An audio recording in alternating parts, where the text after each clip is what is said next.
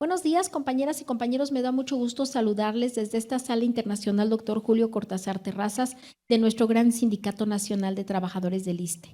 Y recuerden que el humanismo y la calidez es lo que nos distingue como trabajadores del ISSSTE. Vamos a iniciar este importante diplomado internacional de calidad en la prevención y control de infecciones asociadas a la atención de la salud. La salud está en tus manos. Y antes de iniciar, les quiero leer un pensamiento. Dice: la humildad es el reflejo de la grandeza de tu corazón y la riqueza de tus sentimientos. Bueno, el día de hoy tenemos el resumen del módulo número 3, que será acciones para la prevención de infecciones asociadas a la atención de la salud. Esto debido a que, como ustedes saben, iniciamos en una plataforma de canal de Norma Liliana Rodríguez Argüelles. Hemos tenido problemas con esta plataforma, por lo que ya pues pasamos a la nueva plataforma de Somos Sentiste, y algunos no habían visto algunos temas que se habían ya dado o se habían replicado en el anterior canal. Es por eso que ahora se va a hacer un resumen nuevamente de los temas que quedaron pendientes y que ustedes ya no pueden ver, pero que ahora a través de esta transmisión ustedes tendrán la información. Tendrán el tema 3.1, paquete preventivo de neumonía asociada a la ventilación e infección del sitio quirúrgico. El 3.2, paquete preventivo de infección de vías urinarias e infección del torrente sanguíneo. 3.3, diarreas intrahospitalarias y paquete preventivo. 3.4, peritonitis asociadas a diálisis peritoneal, hemodiálisis y su paquete preventivo. Y 3.5, salud del trabajador, esquema básico de vacunación, eventos adversos de tipo pinchaduras, heridas y salpicaduras. Todo esto nos los va a impartir el ponente, que es el doctor Celedonio Gómez Muñoz, subdirector de área adscrito a la Dirección General de Valoración Científica y Técnica en el Consejo de Salubridad General y profesor titular del diplomado. Agradezco a los integrantes del Presidium que el día de hoy nos acompañan. Y bueno, pues también decirles que todas nuestras actividades de diplomados van a transmitirse en la mayoría de las veces en Somos Sentiste, en ese canal. Recuerden que todas las transmisiones que se realizan principalmente de diplomados van a ser a través de la plataforma Somos Sentiste, de ese canal. Y los que son congresos, jornadas, alguna actividad que tengamos que hacer diferente a los diplomados, normalmente se van a transmitir a través de este nuevo canal de YouTube, que es nlra.sentiste, como lo pueden ver ahí. Entonces, nada más recordarles esto. Decirles también que es importante que ustedes en este mes realicen su resello de bolsa de trabajo. Es importante el refrendo para aquellos que tienen a sus hijos o algún familiar que está refrendando, pues es el momento de hacerlo, es muy importante. Y también aquellos compañeros que ya son de base y que quieren algún movimiento escalafonario o que quieren algún cambio como de turno, adscripción, puesto, rama o residencia, necesitan llevar sus documentos o llenar su documentación correspondiente y estarla resellando cada 6 meses. Es importante que si tú tienes un nivel académico mayor al actual, al que estás cobrando actualmente, es importante que lleves tus documentos para que actualices tu expediente. Es importante que lo hagas. Recuerda que el cambio de turno, el cambio de puesto, el cambio de rama, no se lo tienes que solicitar al director, ni al jefe de servicio, ni a la coordinadora. Tienes que ir al área de recursos humanos, en el área de la subcomisión de escalafón, y pedir tu documento para decir: quiero mi cambio de rama, quiero mi cambio de puesto. Si quieres hacer un cambio de rama, un cambio de puesto, van a tenerte que hacer un examen. Si quieres un cambio de turno, solo tendrás que hacer tu registro del cambio de turno, de residencia o de adscripción. Recuerda que es la única forma en la que la subcomisión, que es la que se reúne para poder determinar la aplicación de movimientos escalafonarios o de plazas de bolsa, son ellos los que tienen toda la información y los que deben de tener esta información para que puedan hacer posible estos cambios que tú deseas. Debido a que tenemos varias plazas vacantes nuevamente, como tú sabes, para que se pueda cubrir una plaza vacante, pueden pasar hasta 6, 8 meses para cubrir una plaza vacante.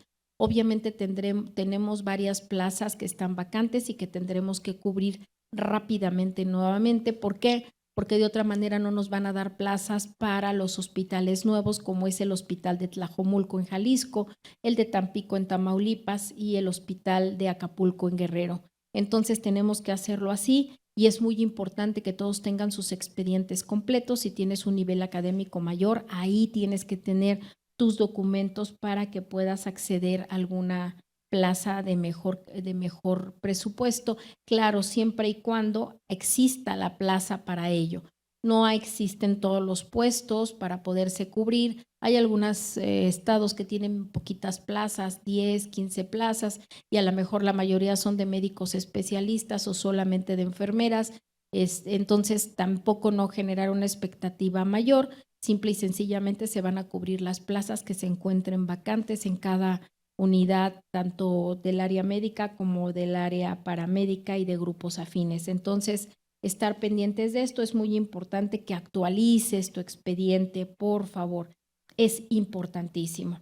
Y también comentarles que, bueno, un sueño hecho realidad. Recuerden que prácticamente desde que iniciamos nuestra gestión sindical hemos estado insistiendo permanentemente en que el Hospital Gonzalo Castañeda pues ya pudiera ser sustituido por otra unidad médica que hace falta al norte de nuestra ciudad. Entonces, finalmente, como con la buena escucha siempre empática de nuestro director general y por supuesto con el apoyo de nuestra presidenta de la República, la doctora Claudia Sheinbaum Pardo, y es por eso que pues ahora el Hospital Gonzalo Castañeda será demolido para entonces poder presentar una propuesta de alguna unidad médica en este lugar. Como ustedes saben, no podrá construirse un hospital grande como puede ser un hospital regional o un hospital general, porque actualmente los hospitales que se están construyendo son hospitales que se construyen con 250 camas, con un estacionamiento muy amplio y no es tan grande este terreno.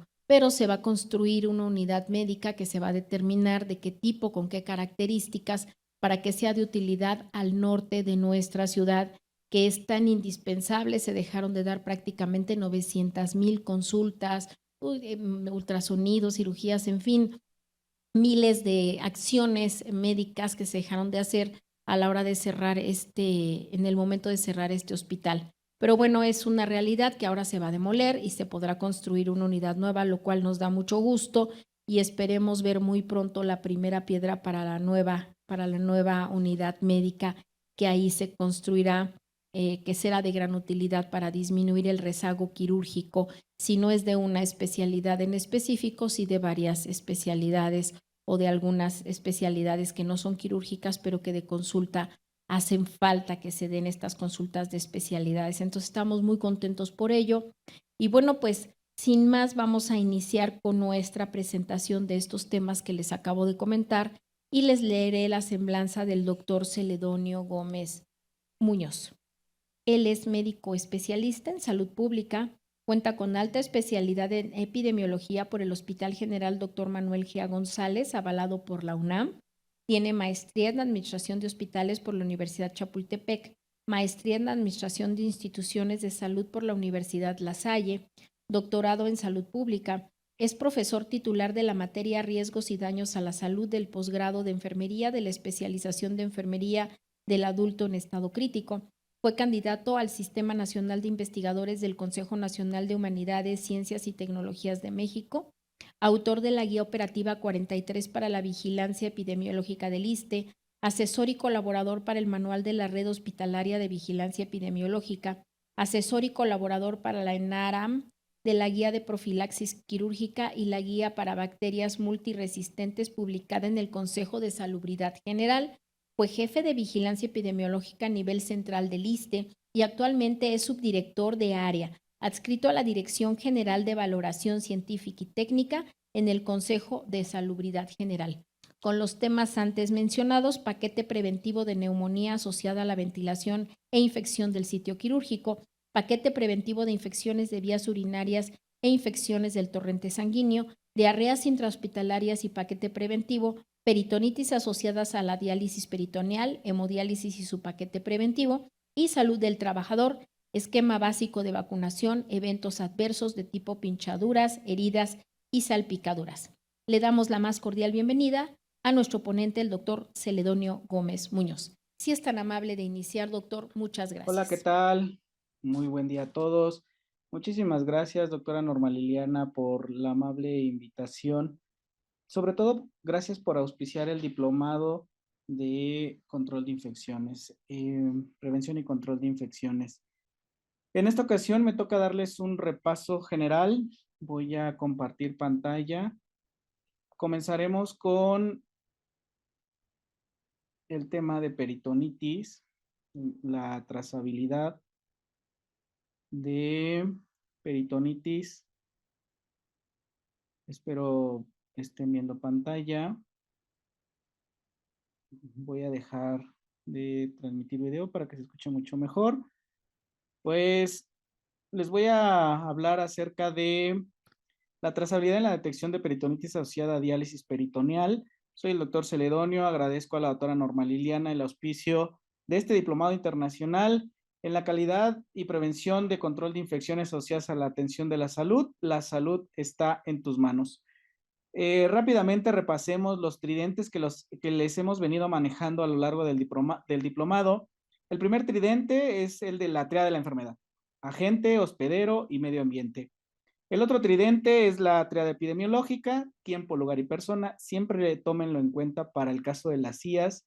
Y el último tridente que el staff logístico, mi equipo de trabajo, venimos impulsando es lavado de manos, es decir, la estrategia multimodal, medidas de aislamiento e higiene hospitalaria. Si nosotros tenemos estos tres tridentes, evidentemente vamos a tener un gran avance en función de la vigilancia epidemiológica.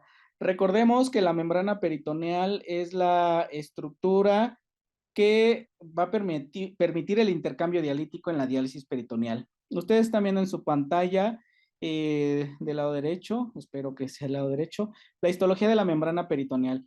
Básicamente ustedes imaginen estos dos colores. En color verdecito como turquesa están las células mesoteliales, por encima de ellas está la cavidad peritoneal. Por debajo tenemos a la membrana basal, la cual tiene estromas, fibroblastos, macrófagos, linfocitos, células cebadas y los capilares. Entonces, aquí esta estructura, la membrana peritoneal, va a permitir el intercambio dialítico.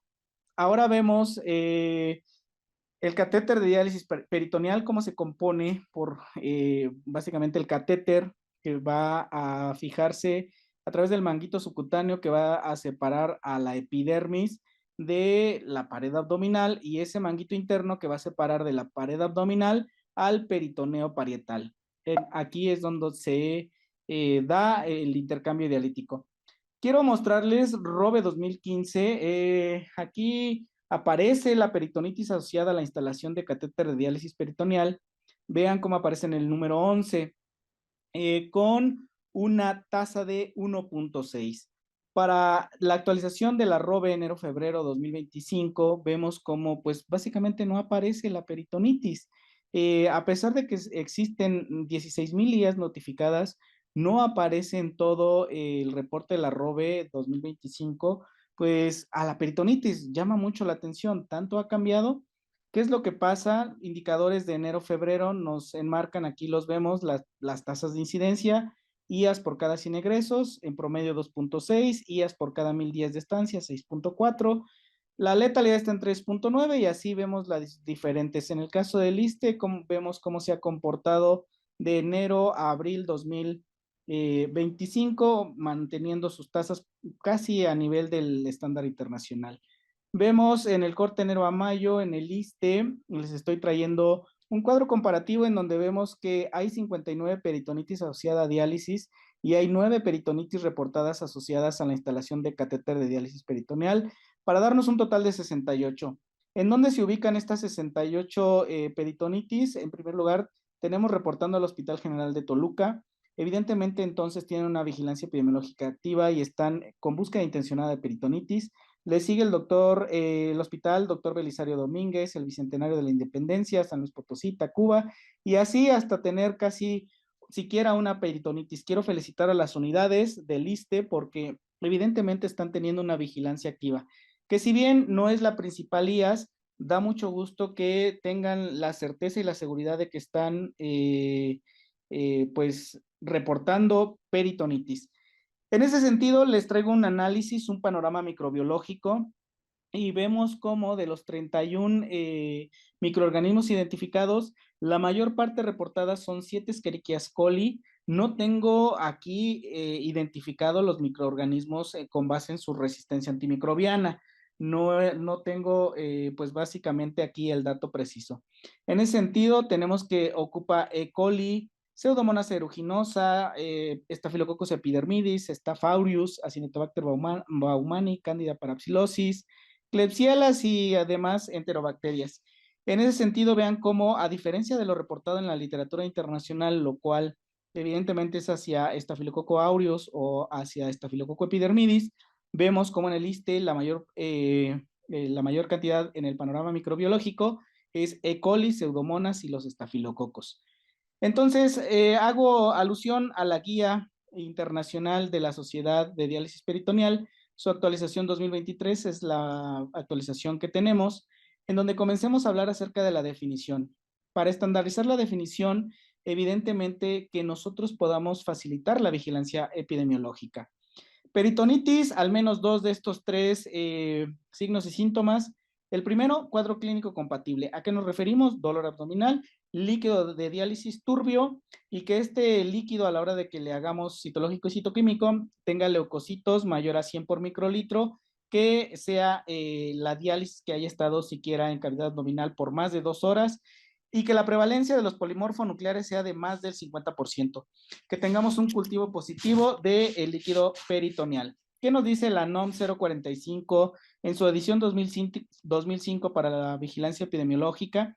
Refiere que para el diagnóstico de peritonitis no quirúrgica, 2 o más criterios: dolor abdominal, cuenta de leucos, ya lo vimos, tinción de gram positiva o pus en cavidad o el cultivo positivo. Que haya evidencia de infección, inflamación o material purulento en el sitio de inserción del catéter. El manual ROBE, ojo aquí, el manual ROBE 2024 no cuenta con definición de peritonitis, sin embargo, en el manual anterior sí hay una definición y nos dice que la peritonitis asociada a la instalación de diálisis peritoneal se presenta en pacientes con algún antecedente de instalación de catéter de diálisis hasta 30 días previos al inicio de los síntomas con 2 o más de los siguientes criterios. Entonces, una vez que nosotros tengamos bien estipulado estos criterios, pues la vigilancia epidemiológica va a ser muchísimo más sencilla porque yo voy a tener una vigilancia basada en riesgos. Entonces, la peritonitis asociada a diálisis la define el anterior manual ROBE, que se va a presentar en pacientes con antecedentes de diálisis peritoneal. 2 o más criterios: dolor, leucos, tinción de gram positiva, pus en cavidad o cultivo positivo. ¿Qué nos dice la guía de práctica clínica en su modalidad guía de referencia rápida? Pues hace alusión a que la peritonitis infecciosa es la inflamación de la membrana peritoneal causada por una infección predominantemente bacteriana y que la mayoría de las veces es originada por bacterias gram positivas. Vean cómo, pues sí hay contraste contra lo que les presenté en el panorama microbiológico. Es la complicación más importante que lo atañen a la propia técnica dialítica. Nos da un algoritmo. ¿Cuándo vamos a sospechar de una peritonitis? Pues lo primero, investigar el cuadro clínico caracterizado por dolor abdominal, náusea, vómito, fiebre, presencia de líquido peritoneal turbio y que hay que solicitar el recuento celular. Si existen más de 100 más de 100 leucocitos con presencia de más del 50% de polimorfo nucleares, pues entonces solicitar una tinción de gram o un cultivo y investigar el estado del orificio de la salida o del túnel del catéter, esperar el antibiograma e iniciar tratamiento empírico. Si no presenta nada de esto, pues descartamos la peritonitis de etiología infecciosa y entonces buscar otra etiología. Aquí la guía en su edición nos dice, bueno, en dónde se deben de colocar los catéteres, ¿no? Y la guía nos dice que los catéteres se deben de colocar preferentemente en el quirófano por vía laparoscópica, es decir, con las condiciones infectocontagiosas o con un control ambiental estricto. La mayoría de nuestros pacientes, así lo vemos como en la fotografía, casi la práctica habitual es que lo coloquen en la cama del paciente en su habitación. La realidad es que desde el punto de vista de calidad en la prevención y control de infecciones, pues no es un punto de buena práctica. ¿Por qué? Porque vean como ejemplo, la sábana del paciente no cubre por completo al paciente, alcanzamos a mirar como su rostro, más todos los cables que se ven allá. Si bien están teniendo técnica máxima de barrera estéril, pues vemos como también la mesa o todo el equipo está sentado sobre la mesa fuente del paciente, la cual tiene una mayor cantidad de bacterias y que puede haber pues contaminación cruzada, ¿no? La guía nos dice, bueno, podemos tener la peritonitis por causas específicas y podemos dividir según el microorganismo o lo podemos dividir o clasificar según evidentemente un evento concomitante.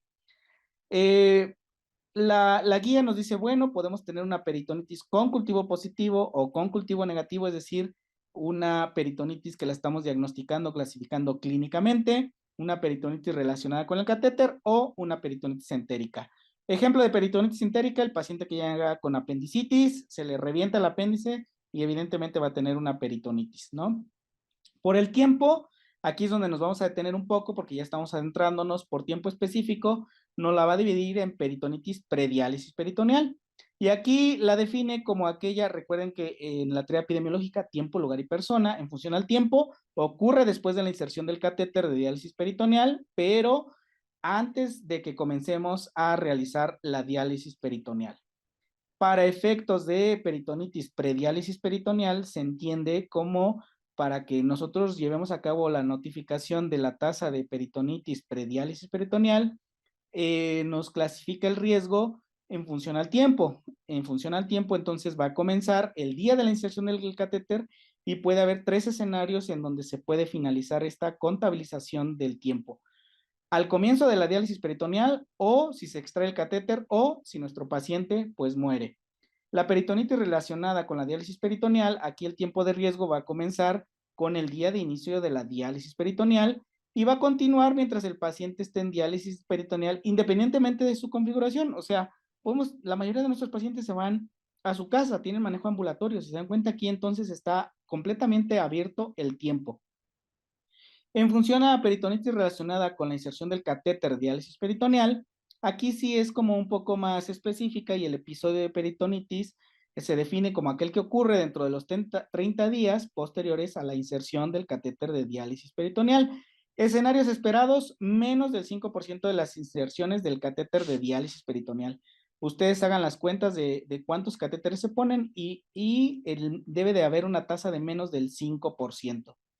¿Qué va a pasar o cuáles son todos los escenarios que nosotros podemos tener? Se los plasmo en función a la peritonitis relacionada con la inserción del catéter de diálisis peritoneal.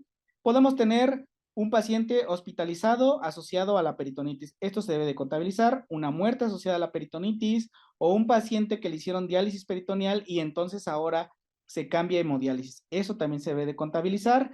El retiro del catéter asociado porque se contaminó o porque lo decidieron por la peritonitis, una peritonitis de repetición, una reincidencia, una recurrencia, una peritonitis refractaria o alguna cura que tuvo un paciente una peritonitis y logramos erradicar o matar ese bicho, ¿no? En función a las infecciones relacionadas del catéter, tenemos dos modalidades, infección del sitio de salida o infección del túnel. En función al sitio de salida, pues va a ser la presencia de secreción purulenta con o sin eritema en la piel en la interfase catéter-epidermis. Y a la infección del túnel nos referimos con la presencia de inflamación clínica o que lo podemos hacer evidente a través del ultrasonido con una colección a lo largo del túnel del catéter. Para prevenir infecciones relacionadas a catéter, vamos a tener lo siguiente. Les traigo nivel de evidencia 1A y 2C, es decir, son puntos de buena práctica. A la colocación del catéter se pueden administrar antibióticos profilácticos, es decir, profilaxis antimicrobiana. Si ustedes me preguntan qué dice la evidencia científica, ¿hay alguna diferencia entre que lo ponga el cirujano o lo ponga el nefrólogo? La evidencia dice no, siempre y cuando tengan un entrenamiento adecuado. No existe diferencia en la tasa de infecciones por peritonitis relacionadas al catéter si es colocado ya sea por el cirujano o por el nefrólogo. No hay ninguna evidencia. Ambos tienen la capacidad de colocarlos. En función a la colocación del catéter, con calidad de la evidencia 1C, dicen que si nosotros tenemos un paciente que salió pues, positivo a Staph aureus, tenemos que darle sí o sí profilaxis antimicrobiana nasal a ese paciente portador de Staph. Dejar intacto el apósito del sitio de salida durante 7 días, a menos que se ensucie, para inmovilizar el nuevo catéter, y se recomienda comenzar la diálisis peritoneal al menos 2 semanas después de la inserción del catéter. También se recomienda educar al paciente, a sus cuidadores. Esa es una calidad de la evidencia 1C. ¿Qué va a pasar con el cuidado del sitio de salida? Recomiendan que con una evidencia 2C, aplicar mupirocina tópica. Aquí hacen una comparación con gentamicina. Si bien no hay evidencia de que una sea superior a la otra, pueden utilizar mupirocina tópica o gentamicina tópica si es que lo deciden. Sin embargo, vean, es una evidencia 2C. Inmovilizar el catéter de diálisis para evitar lesiones es un punto de buena práctica, justo porque el paciente puede tener alguna tracción en el sitio de salida. ¿Cómo vamos a reportar las tasas de peritonitis? Pues aquí la medición, el seguimiento y la notificación lo debemos de monitorear al menos una vez al año en función a la incidencia y en función a los resultados de cómo estamos midiendo la peritonitis. Lo que les traigo es que normalmente se debe de medir de manera trimestral. ¿Qué nos dice la Sociedad Internacional? Que las tasas de peritonitis, ya sean generales o específicas por microorganismo, la unidad de medida va a ser episodios por paciente al año y debe de estar en menos de 0.4 episodios por pacientes al año. En el caso de las peritonitis con cultivo negativo, es decir, las que estamos definiendo clínicamente, deben de ser el menos del 15% de todos los episodios de peritonitis. Todo lo demás ya lo pueden hacer de manera trimestral dependiendo del tipo de peritonitis o dependiendo del nivel de especialización que quieran tener en su hospital. Ahora bien, es importante, en este diplomado lo hemos manejado, que contar con un programa de prevención y control de infecciones involucra vacunación. La estrategia más costo efectiva y costo-beneficio es la vacunación. Es decir, reducir el riesgo de hospitalización de un paciente por una enfermedad prevenible por vacunación. Les traigo una propuesta en función a los estadios de la enfermedad renal crónica. Si estamos en un estadio 1 a 3 con una tasa de filtración glomerular mayor a 30 mililitros por minuto, pues podemos administrar un esquema estándar de hepatitis B, neumococo, COVID e influenza. En los estadios 4 y 5 o en diálisis, la hepatitis B la vamos a administrar a razón de 4 dosis, es decir, 0, 1, 2 y 6 meses, ya sea 40 microgramos dosis intramuscular, y nosotros medir los anticuerpos antihepatitis B que estén por encima de 10 unidades por microlitro. Si los títulos están por menos de 10 unidades internacionales por mililitro, pues entonces debemos de administrar refuerzos hasta que la titulación esté mayor a 10. Debemos de administrar vacuna COVID-19, pueden ser 3 dosis, neumococo, podemos comenzar con neumo 13, seguida de neumo 23, 8 semanas después, para pasar a los refuerzos neumo 23 cada 5 años. Se sugiere que apliquemos en nuestros pacientes Pesoster 2 dosis si tenemos un paciente en diálisis o si tenemos un paciente mayor a 50 años. ¿Qué va a pasar en pacientes post trasplante renal o inmunosuprimidos? La indicación es COVID, 3 dosis, refuerzos semestrales, neumococo. Podemos administrar con los nuevos esquemas neumo 13 pasado el año post trasplante y después neumo 23 a las 8 semanas post neumo 13. Están contraindicadas en un paciente post trasplante renal las vacunas vivas, es decir, varicela y fiebre amarilla. Hay que tener consideraciones clave, hay que monitorear a nuestro paciente. Ejemplo, hepatitis B en diálisis, neumococo en una enfermedad renal crónica con un estadio 3.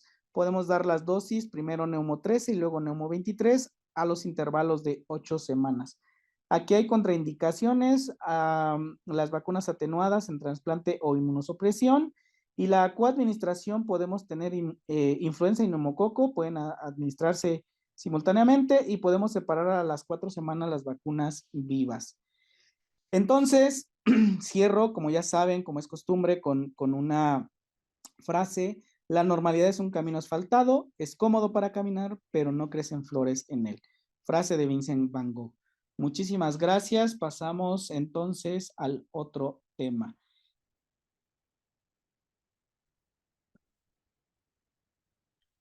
Hola, ¿qué tal? Buen día a todos. Vamos a continuar. Les voy a presentar el siguiente tema de repaso, que es infección del sitio quirúrgico. Voy a compartir mi pantalla.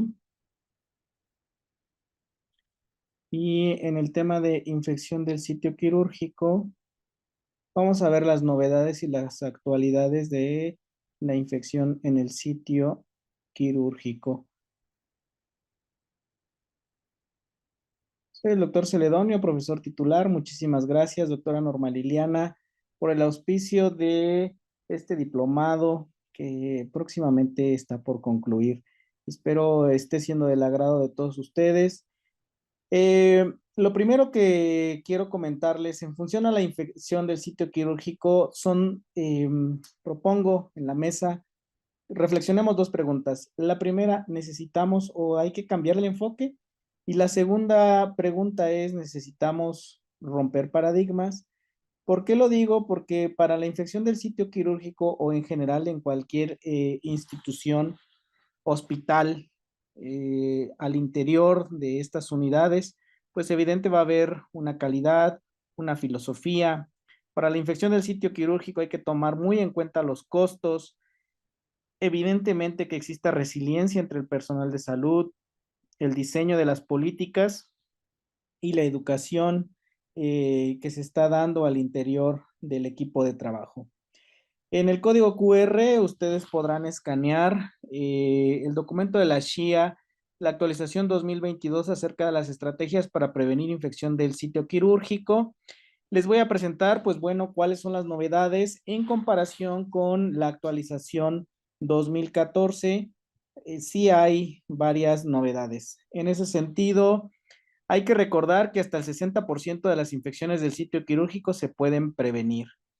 De el 1 al 3% de los pacientes que se someten a cirugía puede que desarrollen infección del sitio quirúrgico, lo cual va a representar un incremento significativo no solo en los días de hospitalización, sino que también se incrementa el riesgo de muerte de 2 a 11 veces mayor dependiendo del tipo de patología de base o comorbilidad que tenga nuestro paciente. Como siempre, el primer paso, hablar el mismo lenguaje. Podemos integrar al interior del equipo de trabajo de nuestro hospital, hablar el mismo lenguaje, es decir, con base en la norma 045 para la vigilancia epidemiológica o a la norma 017, al manual de la ROBE, a la SHIA, a la ITSA. Lo que tenemos que hacer es homologar para hablar el mismo lenguaje porque aquí también está inmerso calidad. Recuerden que la Dirección General de Calidad y Educación en Salud, la famosa DGCES, es quien emite el manual para la implementación de los paquetes de acciones para prevenir y vigilar las infecciones asociadas a la atención de la salud. Podemos ver que aquí también se evalúa el paquete preventivo de infección del sitio quirúrgico. Normalmente este paquete o este bundle lo evalúa a través de siquiera 4 ítems. Profilaxis antimicrobiana, es decir, 60 minutos previos a la incisión, de que no se utilice algún rasurador, es decir, no rasurar, y que los niveles de glucosa en sangre se mantengan entre 110 y 180 al menos las primeras 24 horas en el posoperatorio, y que la temperatura corporal se haya mantenido por encima de los 35.5 grados centígrados. Una vez que hablemos el mismo lenguaje, el siguiente paso es estandarizamos las definiciones.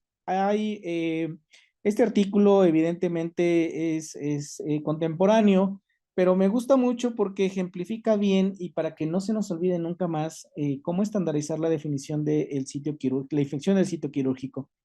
Recuerden la teoría epidemiológica, tiempo, lugar y persona. En ese sentido, vamos a tener la infección de sitio quirúrgico superficial que abarca hasta tejido celular subcutáneo, y aquí pues podemos tener hasta 30 días la infección de sitio quirúrgico profunda. Aquí ya va a abarcar hasta la fascia o el músculo, y la infección del sitio quirúrgico de órganos y espacios en función al tiempo pueden ser hasta 90 días y en el caso de que se ponga algún dispositivo o algún implante se prolonga hasta el año. Entonces, de manera general, la SHIA nos divide en tres para que nosotros podamos leer el documento. Lo divide en prácticas esenciales, prácticas no recomendadas y algunos enfoques adicionales. En función a las prácticas esenciales con calidad de la evidencia alta, todos lo sabemos, profilaxis antimicrobiana, siquiera 60 minutos antes de que se vaya a hacer el procedimiento quirúrgico. Recuerden que la profilaxis antimicrobiana es el pilar principal para prevenir la infección del sitio quirúrgico. Normalmente se prefieren cefalosporinas de segunda o tercera generación. Cefalosporinas de segunda es como el escenario ideal. ¿Por qué 60 minutos antes? Porque evidentemente debemos de alcanzar la biodisponibilidad en sangre del antimicrobiano para que a la hora de que el cirujano haga la incisión, pues la menor carga del microbioma de nuestro paciente pues esté ahí. Otra calidad de la evidencia, otra práctica esencial con calidad de la evidencia alta. Si nosotros tenemos a un paciente que nos sale positivo a algún Staph aureus, entonces hay que descolonizarlo. Sobre todo nos dice la SHIA que está mayormente indicado en algún procedimiento cardiotorácico o si vamos a colocar alguna prótesis en situaciones de cirugía ortopédica.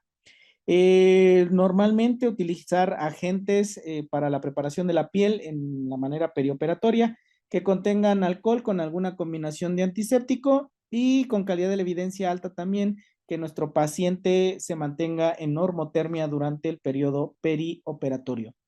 Otra práctica esencial con calidad de la evidencia alta es controlar los niveles de glucosa en sangre durante el posoperatorio inmediato de absolutamente todos nuestros pacientes. Aquí es muy importante que nosotros tengamos nuestra famosa lista de verificación justo para garantizar el cumplimiento de las mejores prácticas. Para las instituciones que lo tengan o los hospitales que tengan acceso, pues utilizan protectores de plásticos impermeables en el caso de heridas en cirugía del tracto gastrointestinal o alguna cirugía biliar. Sigue siendo práctica esencial, pero con calidad de la evidencia moderada. Recuerden no eliminar el vello en el sitio de operación. Si lo vamos a hacer, pues tiene que ser con alguna rasuradora eléctrica. Justo el realizar el lavado antiséptico de la herida intraoperatoria y sobre todo realizar vigilancia para la infección de sitio quirúrgico. Otra práctica esencial con calidad de la evidencia moderada es que la evidencia que nosotros vayamos recopilando de todos los datos, de los denominadores, de todo lo que vayamos vigilando, que se sugiere es que sean datos automatizados. Hoy por hoy, pues podemos automatizar los datos y también recuerden, podemos hacer uso de las tecnologías. Estoy hablando de, claro, quien tenga acceso a las IA, a la inteligencia artificial, evidentemente vamos a tener una vigilancia epidemiológica pues más automatizada. Es importante que nosotros le demos retroalimentación continua a todo el equipo del hospital, sobre todo en el CODECIAS, acerca de las tasas de infección del sitio quirúrgico y que si detectamos algo, evidentemente se implementen políticas y prácticas con la finalidad de reducir el riesgo de infección del sitio quirúrgico en nuestros pacientes. Como práctica esencial, también con calidad de la evidencia, a pesar de que sea baja, es que nosotros eduquemos a los cirujanos, en general a todo el personal quirúrgico y perioperatorio acerca de las medidas de prevención de infección del sitio quirúrgico. Estoy hablando que también está inmerso, pues por ejemplo, higiene hospitalaria, está inmerso calidad del aire en el quirófano, temperatura. Toda esta parte también ayuda a prevenir infecciones por contaminación cruzada que contribuyan a las infecciones en el sitio quirúrgico.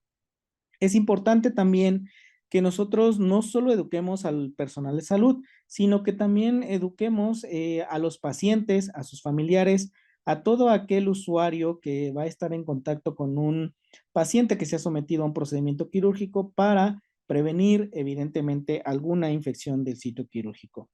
Es importante medir si nosotros queremos mejorar, si nosotros queremos tener prácticas esenciales con una calidad de la atención alta, pues medir y justo darle la retroalimentación a todo el personal respecto a las tasas de cumplimiento en todas estas partes de indicadores de proceso que vayamos puntualizando en nuestra política hospitalaria. También como práctica esencial, aunque sea calidad de la evidencia baja, sigue siendo una práctica esencial. Es importante que nosotros realicemos auditorías. La CIA se refiere sobre todo a observación directa, es decir, que el personal de la VH o el equipo de control de infecciones, el equipo de epidemiología, pues vayan a los quirófanos y que evalúen los procesos y que evalúen las prácticas en el quirófano. ¿A qué se refiere? A que nosotros levantemos una cédula de auditoría y que si vemos que si hay, ejemplo, 30 gentes en un quirófano donde no puede haber más de 5 o 7 gentes, pues se dé la recomendación de que evidentemente si nosotros afectamos la temperatura, la calidad del aire, esta parte de todos los procesos controlados que se tienen en el quirófano, pues el riesgo de infección incrementa. Como enfoque adicional, con calidad de la evidencia moderada, tenemos que se considere el uso de apósitos de presión negativa en pacientes que puedan beneficiarse. Hay algunos hospitales que tienen tasas de infección del sitio quirúrgico muy altas y lo que hacen es utilizar suturas impregnadas con antiséptico, esto como política y estrategia para prevenir infecciones del sitio quirúrgico. Lo más recomendable como enfoque adicional y calidad de la evidencia moderada es observar y revisar todas las prácticas que en la clínica preoperatoria se estén realizando, así como en la unidad de cuidados posanestésicos, así también la unidad de cuidados intensivos quirúrgicos, evidentemente también en la sala quirúrgica. Con calidad de la evidencia baja, pero sigue siendo un enfoque adicional, ¿qué vamos a hacer en función a la evaluación de riesgos en infección del sitio quirúrgico? Lo más importante es que identifiquemos brechas, es decir, muchas de las ocasiones vamos a identificar los famosos embudos, en dónde se está atorando, qué está pasando, en dónde podemos mejorar el desempeño, cómo vamos a implementar indicadores para medir el cumplimiento. Hay que evaluar de manera muy puntual los impactos de cada una de las intervenciones que nosotros podamos hacer a través del paquete preventivo, pero lo más importante en función al liderazgo, recuerden, es darle la retroalimentación a todo el equipo de trabajo acerca de lo que se está haciendo. Pasamos a las prácticas no recomendadas, es decir, esto no lo hagan. Ya tiene una evidencia científica con calidad de la evidencia alta y no se recomienda que se retrase o es más bien no retrase de manera rutinaria la cirugía justo para proporcionar la nutrición parenteral. No utilice de manera habitual paños antisépticos como estrategia para prevenir las infecciones del sitio quirúrgico. Con calidad de la evidencia moderada, práctica no recomendada, de manera rutinaria, por favor, no utilicen a la vancomicina como profilaxis antimicrobiana. He visto muchos hospitales en donde la vancomicina la meten de primera elección. Ojo, no es el antimicrobiano de primera elección. Hay otra pauta, si ustedes pueden darse una vuelta acerca pues, de este documento que emite la SHIA, y hay cuestiones no resueltas, así lo plantea la SHIA, con calidad de la evidencia moderada, la cuestión no resuelta es en función a, ok, dicen, bueno, optimice la oxigenación del tejido en el sitio de la incisión, uso de polvo antimicrobiano y uso de esponjas como gentamicina colágeno, es una cuestión no resuelta que tiene una calidad de la evidencia moderada. En el caso de el tratamiento preoperatorio con clorexidina intranasal y faringia para pacientes sometidos a procedimientos cardiotorácicos, híjole, ahí también hay un poco de cuestiones no resueltas. Calidad de la evidencia baja en función a la vestimenta quirúrgica, si bien tomen con mucha precaución esto. ¿Por qué? Porque no se ha demostrado que el uso de la vestimenta quirúrgica afecte las tasas de infección del sitio quirúrgico. Aquí sobre todo se refiere a estudios controlados que han hecho en donde los cirujanos previo a que entren al quirófano, pues evidentemente se cambian de vestimenta quirúrgica. Su pijama quirúrgica tienen una exclusiva ahí antes de entrar al quirófano, que es diferente a la pijama quirúrgica que traen mientras están en el pase de visita. Si bien no se ha demostrado que este cambio o que el uso de esta vestimenta afecte a las tasas de infección del sitio quirúrgico, hay que tomar muy en cuenta que todos los hospitales, todas las instituciones tienen sus políticas en función al uso del uniforme quirúrgico.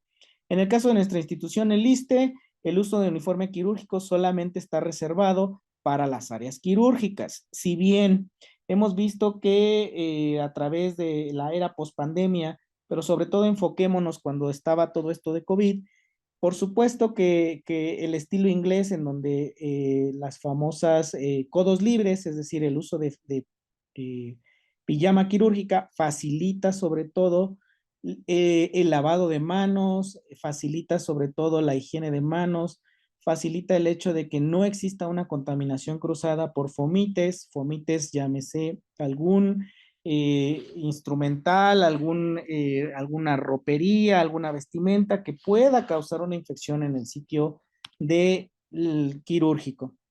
Es importante que nosotros tengamos indicadores y hay dos tipos de indicadores en el caso de la infección del sitio quirúrgico. Proponemos indicadores de proceso o indicadores de resultado, como bien lo maneja el manual de la ROVE actual 2024.